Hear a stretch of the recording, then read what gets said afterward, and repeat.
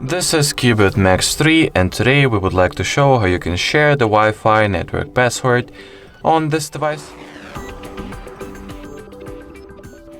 So first of all, you want to swipe downwards from the top part of your display in order for this quick settings shortcuts menu to be launched. Locate the Wi-Fi shortcut that looks exactly just like so.